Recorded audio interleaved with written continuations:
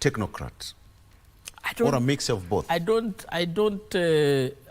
feel if this administration has so much value in technocrats.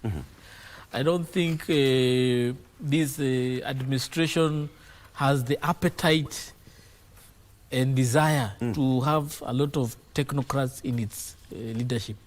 It is administration that has focus on people who bring numbers, people who can be able to engage with the common man, people who can be able to shape a narrative that can be bought easily. We've seen the likes of Wandai and Badi within a very short time, after joining government, they are speaking the same language. We have even seen the former prime minister is now the one defending the government agenda, despite saying he's not in government. He's clearly demonstrated that he is part of government, either direct, and that is people I think William Ruto wants to keep company. So I don't see himself bring a technocrat, because that one will definitely not be. For the sake of people who do not get what's the importance of having either technocrats or politicians or mix of both in government? We saw President Uhuru Kenyatta working mostly with technocrats. We had Ambassador Amina Mohamed, Ambassador Monica Juma, and many more technocrats were there. And he had a mixture of the likes of late Magoha, was not a politician, technocrats, brains in the government. What would you advise probably if the impeachment was to sail through and the president decides to pick a technocrat? How would that change the political narrative and landscape of the country in terms of delivery and even supporting the president to achieve the dream of Kenya Kwanza administration? One of the things that we would really appreciate if you brought the technocrat is that there would definitely be a change of how the cabinet is run. Because remember, the deputy president was or is required to chair several committees. And those committees are the ones that drive the agenda of government. The main cabinet just comes to approve the resolution of those committees, and therefore a lot of business happens within these committees. So if we have a technocrat leading the committees, then you can imagine the kind of value, the enrichment of the discussions there, the speed at which things can be resolved is going to be very impressive. We have only 2 years for William Ruto to be able to make any meaningful transformation of this country. He has already lost 2 years. He has lost 2 finance bills which have not been able to deliver much in terms of progress.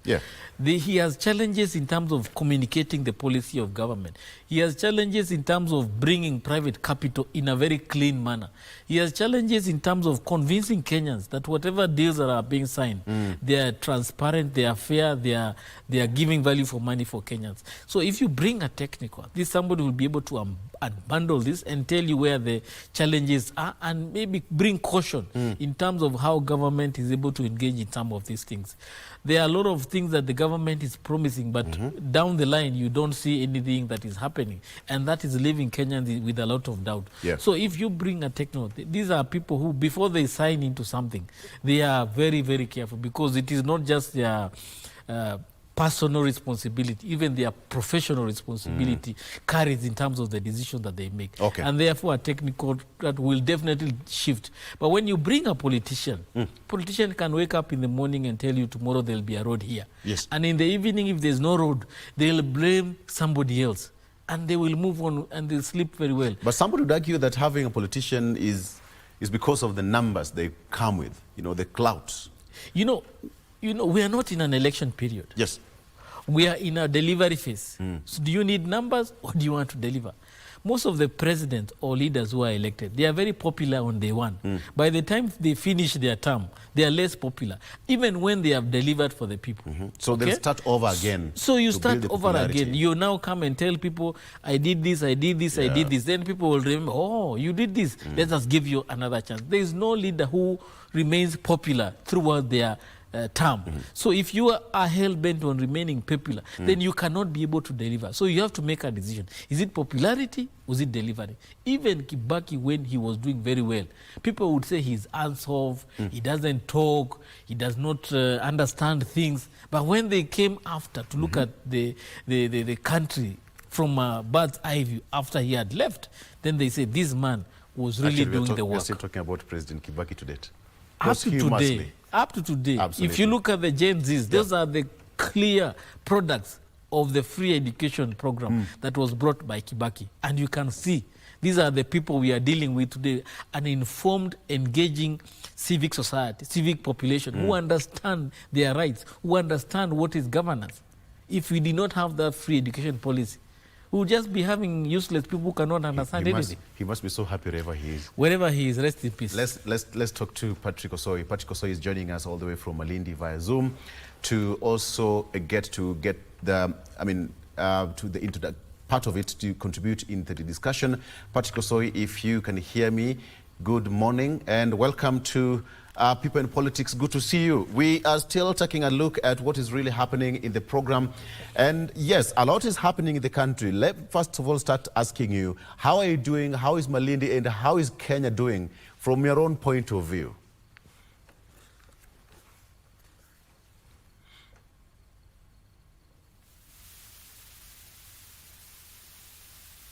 I want to say that everything is okay from where I am. And I actually passed through Buratana. There was a lot of a lot of insecurity in that region, and we had gone to check some project in that area. And we encourage leaders to be, to concentrate on the important things like advocating for security in those regions.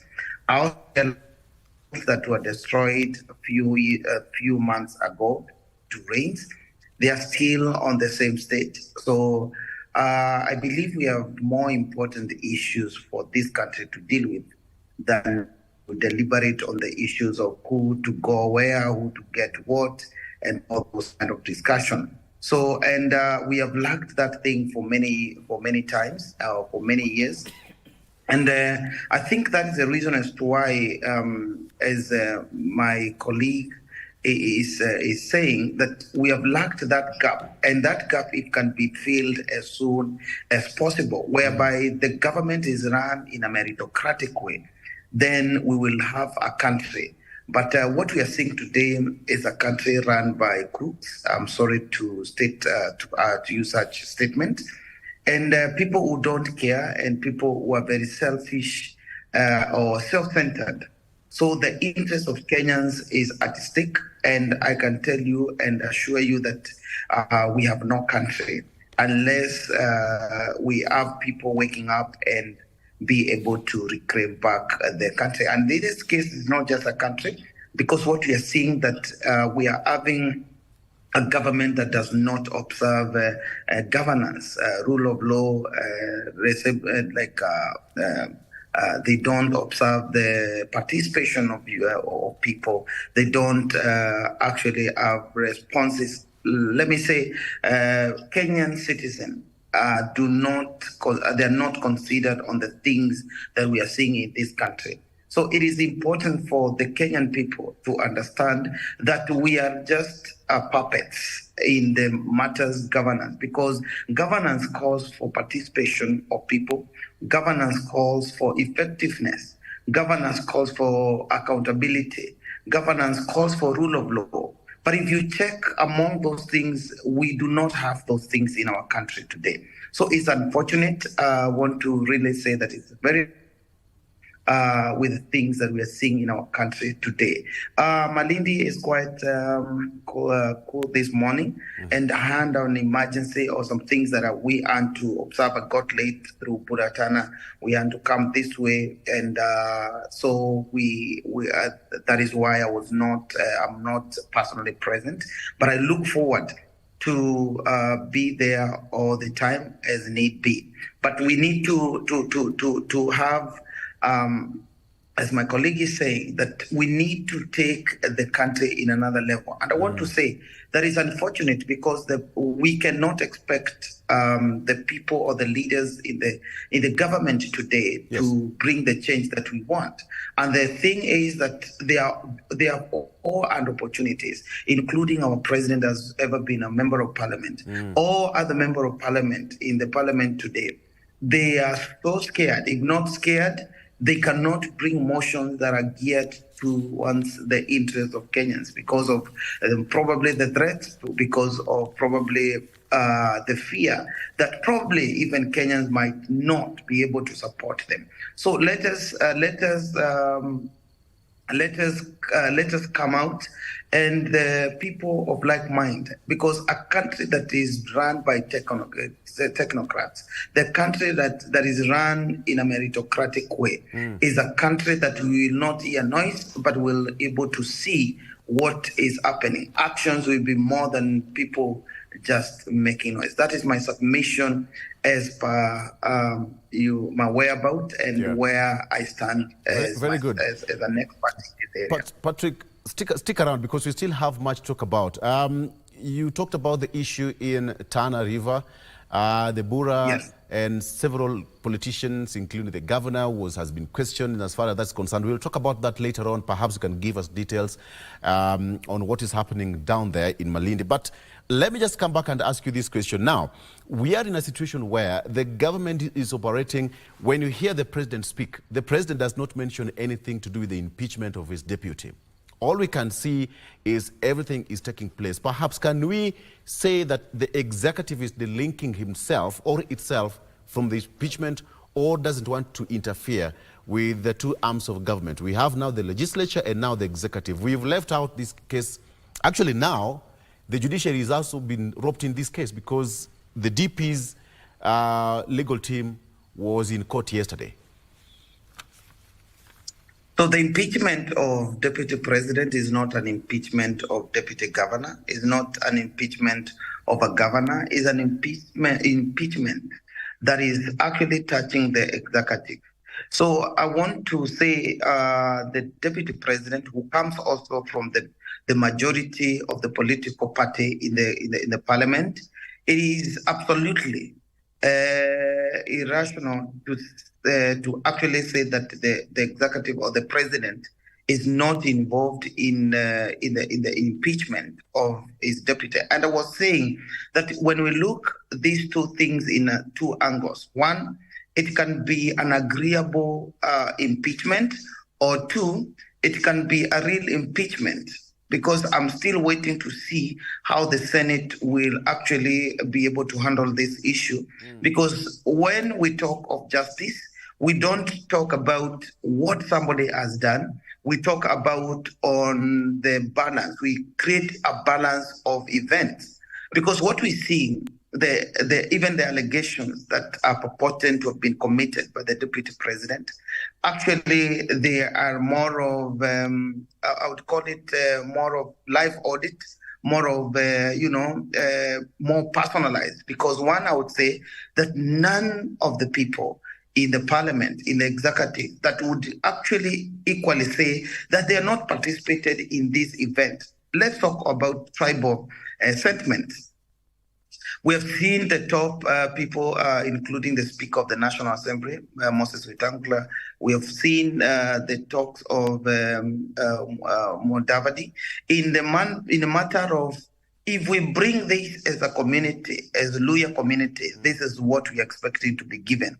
If the central people bring this as a community, you're going to be given this. So nobody at whatever level from where I stand, who in any case, they have not participated in tribal kind of sentiment. And I want to say that belonging to a tribe does not amount to being tribal. What does that mean? If you check on the parastatus today, the Edo parastatus today, actually I was also checking on the Nairobi area police forces on their location, because I come from a security background as well. And I realized also from traffic one, whereby it's led by Chill and other people, sorry to mention that, is they all come from the same region. That is now when you make a tribe being a doing word. And when you make it being a doing word, it means now you are tribal. But when you belong to a certain tribe, like if I say I come from Luya myself, it does not mean that I'm tribal. It's only that I'm giving Kenyans or people an identity. Okay. And two, most of the leaders and the leaders in the parliament today, even in executive, they have failed in Section 6 of our constitution. Right. It matters integrity and leadership in the country. So, as a matter of fact, from June 18th, we were supposed to have recalled the old government and get into a new election if the issues were to be handled in the manner that we purport to follow a constitution. We follow a constitution country. So basically, the impeachment of Rigathi Gachagua, Deputy President let's take a break. Of this country. Let's take a break. Let's take a break, and we come back. I'm still going to circle back and give you. We still have got so much to handle. That is Patrick Osoi joining us from Malindi. Of course, he's also coming from the security background, and they have an assignment to do the clashes between the tribes. The communities in Tana River County. We'll be taking a look at that. He'll also give us an update so far as well. So stick with us. We'll be right back shortly. Stay with us.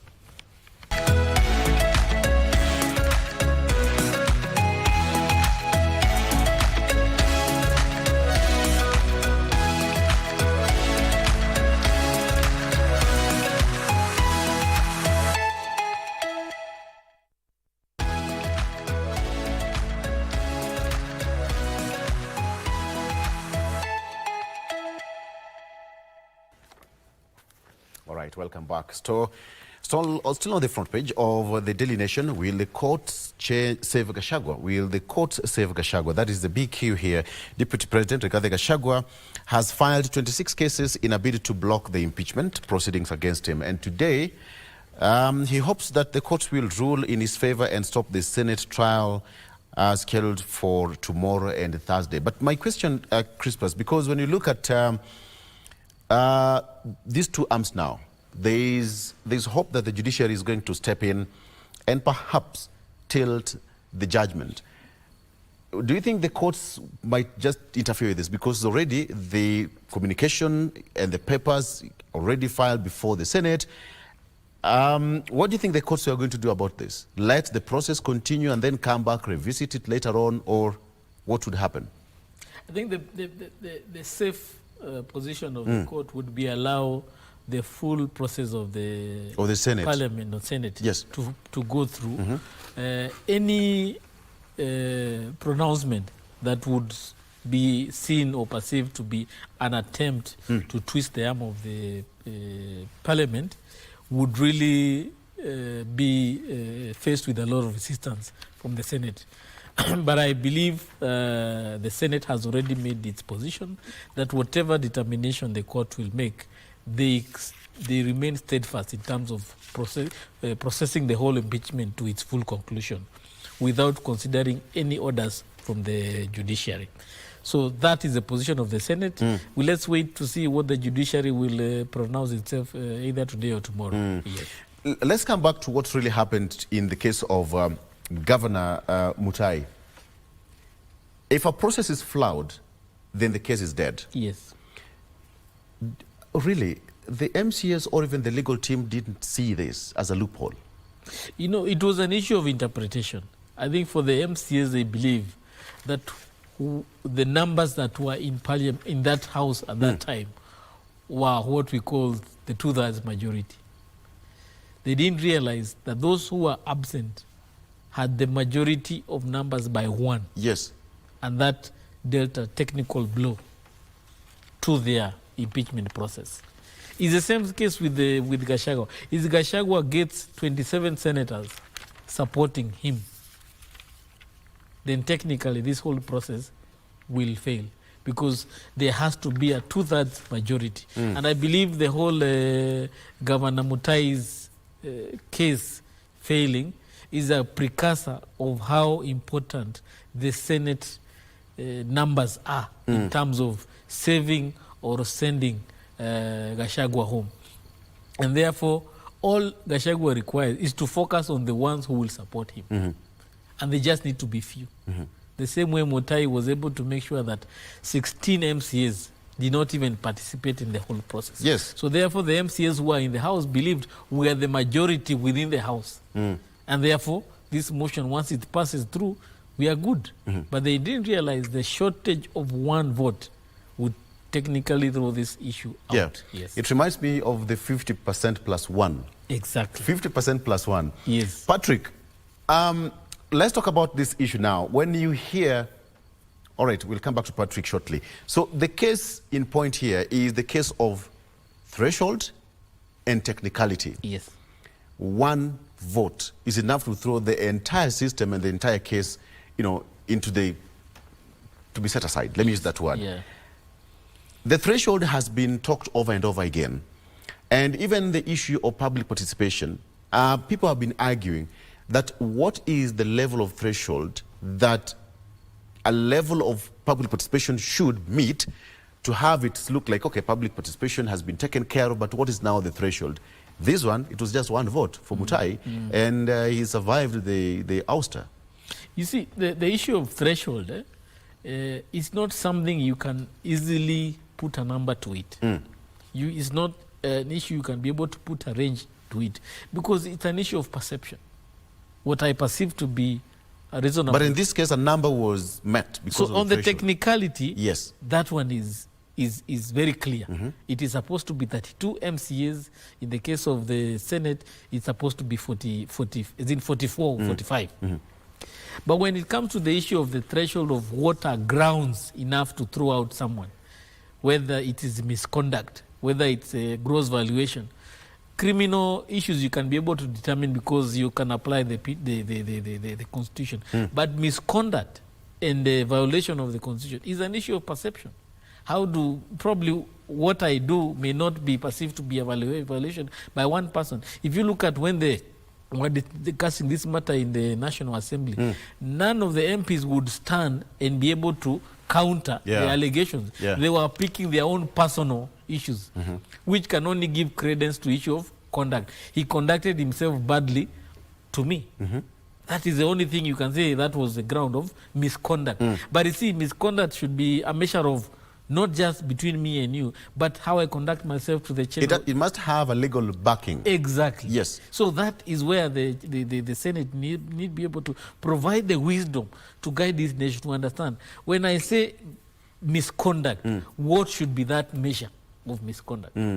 When I say gross violation, how should that be determined that this is true gross violation? Because when the president was a deputy president, he also questioned the office of the DCI. He also questioned the office of IG. He also questioned so many public servants, and he was part of that government. Was that gross violation?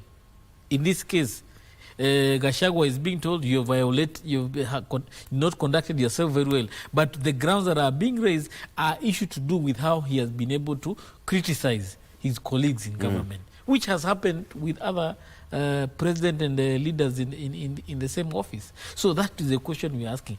What is that measure? How do we determine?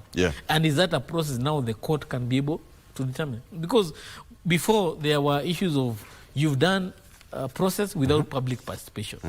But now it has been done. How do we determine this is quality and the right quantity of public participation? Is there a law that can be put, or there are regulations that are supposed to be put in place to determine whether this is the right public participation? Okay. Patrick, from Malindi, we are still asking the question of public participation. I don't know why it's getting me. Public participation and the issue of threshold. The issue of the case of Governor Mutai was thrown out, and a lot of, based on technicality. What is your biggest understanding or your understanding of the threshold and how, even moving forward, perhaps somebody would argue that the deputy president's legal team also picked one or two things from that case, a precedent set. Would you think that the legal team is now working to seal the loopholes ahead of the ouster of the Deputy President, Rigathi Gachagua? Actually, from where I sit, it is evident that nobody expected, nobody thought, nobody had seen the loophole that Deputy President, in this case, we have always been told, or people have been always known, that it is one ticket. And if there be any ouster of any leader in executive, that is the president and the deputy president, both of them are elected under one ticket. But today, we are seeing the loopholes of Article 150, 148, 144, whatever. There's a lot of loopholes that was deliberately included in our professions, so that everybody has a way in and everybody has a way out. And that is why also from where I stand, I would actually advocate for a fresh referendum in our country today, to have a constitution, or to have a constitution that is not, copy-pasted from elsewhere. We need to have a very original document, and document that is so clear on the matters of Deputy President. Today, in future, we will have fears actually for people who want to contest for, or who want to be the running mate to a particular candidate, because they have already known there is a provision or a loophole to be kicked out. At the same time, on the legal standing of the Deputy President, absolutely, it is also important for the legal team to look for a loophole, so that they are able to camp whatever is happening in the impeachment process that is there. So where that is the loophole that is being sought to be able to probably rescue the deputy president through judiciary. Because on legislatures, I can absolutely assure you, this one was an agreeable impeachment. So there is no way at whatever cost that would have amounted for Deputy President explaining himself to the legislatures to save himself. Yeah. Look at it this way. Yeah. An election would come, the president will always pick his running mate. But what do you think should be the best way to actually have some kind of a capsule around the seat of the deputy president? The Constitution, yes, guarantees. The Constitution actually guarantees a process under which the deputy president or even a president can be impeached. With the members of parliament, we have got a recall clause, of which we've never seen a member of parliament being recalled in the new Constitution. But let me ask you, what do you think the future presidents should do constitutionally to actually have some kind of a cover over their deputies? Or what do you think the deputies should do to survive their tenure with their bosses? Actually, from where I sit and saying that we need a referendum to actually revise a few things. And in this case, I'm actually also talking from the point of deputy governors in this country, whereby we have seen strife of the deputy governor, striving because he knows that in any case of any ouster of his boss, in this case the county boss, he will be the immediate boss of the county. And at the same time, also we also need to tie or to be able to separate the deputy president and the president, or the governor and the governor. In which manner? It should not be automatic that by any chance that the governor is not there, or in any case that the governor is impeached, the deputy governor picks up. Or in the cases of whereby now the deputy president, who in this case is an elective seat, at the same time has sworn allegiance to serve the Kenyan people, then we will see a person who is serving the interests of his boss, in this case, the president. And actually, those are some of the allegations that has amounted Deputy President Rigathi Gachagua to be impeached, because he has been seen talking differently from the language of his bosses, or from the language of whatever the government is saying. And I want to actually condemn the accusation of treason by Boss Soray, saying that the deputy president should be accused of treason. In any case, I'll ask myself, was the deputy president elected in any case to advocate for the issues of Kenyan people? Yeah. Or was he, or is he in that position to serve the interests of the president? In this case, it is important for us to separate these two seats and to make them very independent, such that there can never be a loophole to oust a deputy president, or in any case, there are no loophole whereby we need to see the deputy fighting the boss so that they're able also to take advantage of the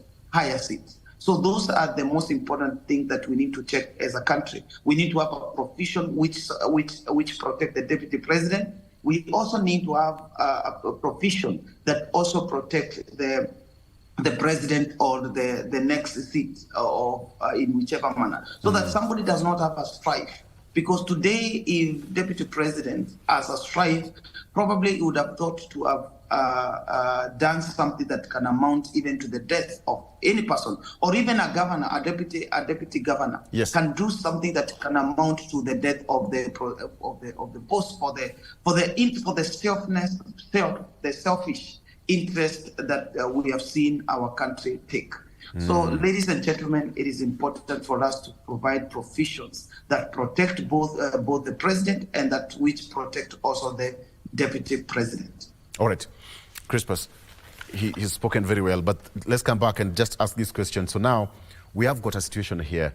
By the end of the week, we'll know whether we have got a deputy president serving his 5-year term, he survived, or we'll still have now to go back, start looking, the president will now looking around to get a replacement. What kind of a lesson is Wanjiku learning? That one of the lessons that Wanjiku is learning is that the person who occupies the office of the deputy president is not a person when you're voting as Wanjiku, your dreams and aspirations should be pegged on, because his or her office is at the mercy of his boss or her boss, and can easily be kicked out when the executive has full of control of the legislature. Because the only office that would have secured the office of the deputy president would have been if we had a very independent legislature that is able to determine the question of this motion independently. But going by how the discussion was in Parliament, you could clearly see that there was a hand influencing the discourse, the discussions, the whole motion being pushed in Parliament, because the motion was not really pushed on the basis of the 11 grounds, but more of an outside influence that had full control of that house. And the members of Parliament had no choice but to support that motion at that point.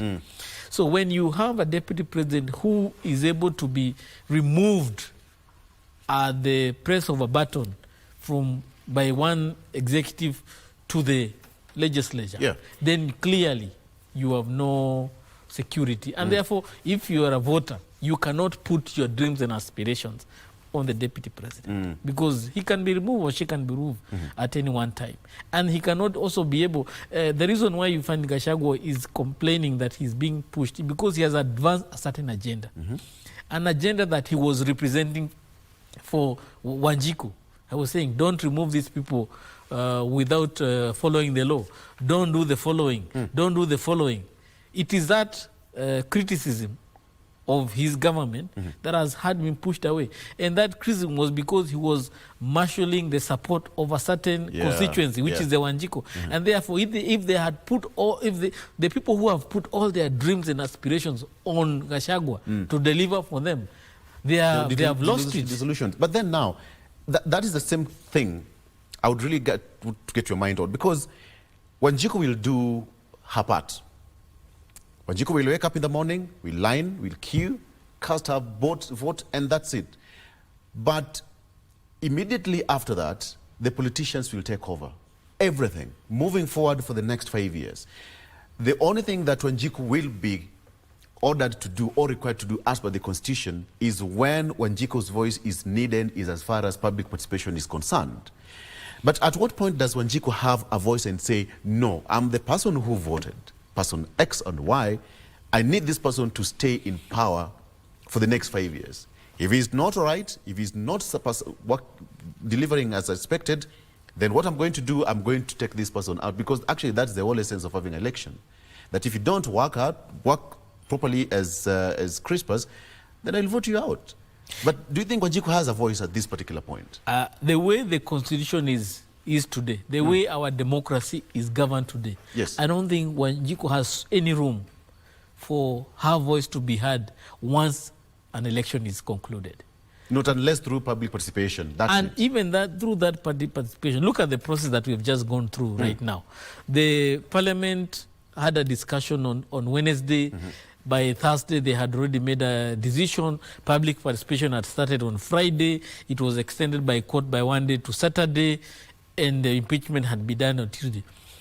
Is that reasonable time for Kenyans to be able to converse and discuss and interrogate these issues and be able to make a decision that can be able to be considered to be an independent decision as Kenyans? Were Kenyans able to mobilize and interrogate the facts and go even through the charges? Community leaders to come and say, these are the issues, go and make your voice be heard? Was it quality enough to be able to say that out of the 200,000 Kenyans that participated, they represent the 22 million Kenyans who has registered voters? Is this 1% a proper representation of the whole country, the whole country's vote register? So those are questions we need to ask. And then because of the lack of rules and regulations to govern the whole process of public participation, and the politicians have allowed that process to remain that way. It will remain that way so that it conveniently gives them one way to be able to abide by the law, but at the end of the way, provide a process that does not meet the quality standards that would give credence to a whole process. So therefore, one way they are meeting legally, but morally, politically, it is not the right thing. Crispus, I know next time we'll be meeting on this set again will be perhaps after Thursday. That's guaranteed. Yes. What do you think is going to happen by the end of this week? I am looking forward to Sunday, Mashujaa Day. That for me is where this country will understand the whole issue of this whole impeachment. Okay. That's when the president will have no choice. But he's been evading that discussion. That is the only day he has no choice but to speak to the nation.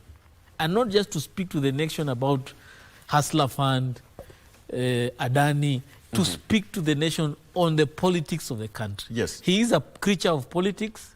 We are going through a political process. He must respond to the political questions that Kenyans have. I believe the president or even his handlers are watching. Probably now we are waiting to hear what will happen in Kwale. Okay, let me come back to Patrick. Patrick, you are in Malindi, and the case in Tana River, several deaths have been recorded. Perhaps in under 2 minutes, if you can, would you just take us through what is really happening and what is the process of restoring calm in that area? What are the security agencies are doing? I am made to understand that 12 regions, locations have been marked as disturbed and volatile by the Interior Cabinet Secretary. Perhaps just take us through what is happening down in Malindi, in Tana River as we speak. Patrick. Ladies and gentlemen, I want to say again, from the point of security in this country, we have regions and places whereby this is a common issue, especially in Tana River. And most of the times, these things are necessitated by differences in tribes and differences in clans. And what also amounts to that is we really don't have leaders who focus on bringing the tribes or the communities together. So yesterday I had a chance also to speak to a few of the people around and ask them what the issue is and why they keep fighting. And for me, I also did a small record of the video in the matters whereby there's even a the provision of water in irrigation in that region. And say that if leaders were to set aside minor issues and focus on the Kenyan people or the Kenyan interest, then we will have a country. And also, also what we've been seeing in some parts of Rift Valley, Pokot and other areas is just something that is engineered by the leaders, who in this case of the regions. Because when people are, they have amicable way of resolving dispute, or when people have a way of whereby they are being guided on what to do, I can assure you that this fight will no longer be there. And at the same time, they have resources that they cannot even actually be able to utilize. Like, for example, myself and a few people, we are trying to bring people who can help people, fund people from the area, and do irrigation and do other things, so that now it can also minimize strife. Because where there is fight, it means there is strife. Even what we are seeing today in our country between the deputy president and the president, there's some things that people are striving towards. Someone is not getting what they want, or somebody is getting more than what they're supposed to get. So we need to create a balance. Patrick, just 1 second. What is the preliminary investigations pointing a finger at? Tana River has been a very quiet place for over a very long time, but all of a sudden we saw chaos erupting. What are the preliminary investigations saying? If you also remember, during the Moi time, this is a region whereby we had the what we used to call them, these bandits used to be around there. So it's something that is grounded on actually tribal difference of two tribes, and this discussion, we shouldn't be having such discussion actually in the past century. So I can only call for the leaders, because I realize it's about the leadership of the place, and trying to separate people in matters of their tribe in the region, because there are two tribes fighting. Actually, other Kenyans who come from different parts of the country, the people from central Kenya who also are doing farming and other things there, they are telling us that actually they don't even know when or how these people fight. So they are strategically fighting each other on basis of the tribes. And this one is not catered for because of the interests of the tribes. There need to be a balance between the two tribes. Okay. All right. And finally, what are some of the things being done down there? Religious leaders, politicians, and even like-minded people trying to do to restore calm. 15, close to 20 people so far have lost their lives. What's being done to restore normalcy in Tana River? Actually, what I would say, there is a curfew, which I wouldn't say that is in any case helping the region, because there's curfew at 6 o'clock. But in the case of any fight, and I want to state it very clear that most of the things that we see, whether bad governance, whether bad environment, whether business not thriving, mostly is political. Basically, Christians or religions, whereby it's also dominated by Islamic religion, might not per se participate too much on helping in bridging the gap, because it's more political. These wars are more political than someone or a mere Kenyan can think. So we need to, that can only be from political point of view, from the leaders to sit down and be able to bring the two communities together. So religion might try, but you see in our century today, not majority of the people are actually, or even the region actually has a lot of lack of, I would say, resources. Not everybody participates in religion matters, so it might be very, very, very hard for the religion to take part, although they have a part to take. All right. Patrick, perhaps if you could allow me to ask you this, what's the level of a humanitarian crisis being witnessed down there in as far as this clash is concerned? Just paint a picture for us in under 1 minute. The level of insecurity you asked? Pardon again, pardon? All right, I'm saying, Hello? what's the level of humanitarian crisis in terms of human displacement in that region? What has really happened? I know many people are not going to school. We have candidates soon starting the examination. Perhaps just paint a picture for us, and what is the situation on the ground? Actually, as for me and the many years I've been around, because this is not the first time. Even when I was a soldier, is also part of the places that we have also been around there. So I want to say that this is a major concern, and I am not seeing the national government, especially trying to bring or the humanitarian grounds to breach or to make sure that the peace resolutions are undertaken within the area. Actually, if you look at putting just a curfew is not enough. The level of people not going to school and not actually involving themselves into productive involvement of building this country actually is not there. Despite that, this provision of waters and other things to actually even do farming, I want to surprise you that it is only private people like us and other investors try to build the community as you build yourself. I don't come from Tana River myself, but you also need to ask yourself, why are these people fighting? What are they fighting for? Is there any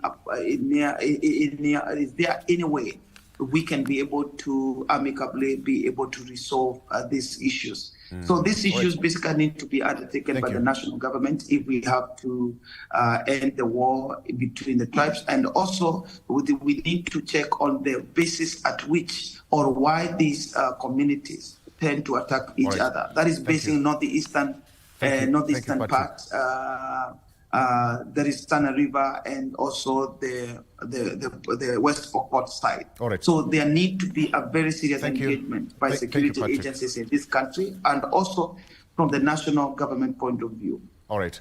Thank you, Patrick. Thank you so much for that update. Patrick coming to us all the way from Malindi, giving us an update. Apart from politics, he's also giving us an update on what's happening in Tana River County. Clashes. Several leaders were picked over on Friday by the detectives, and there were questions in as far as the clashes between several communities in that region is concerned. All right. Back in studio, Chris Pasotimba, thank you so much for joining us. That's where we take a wrap on Good Morning Kenya.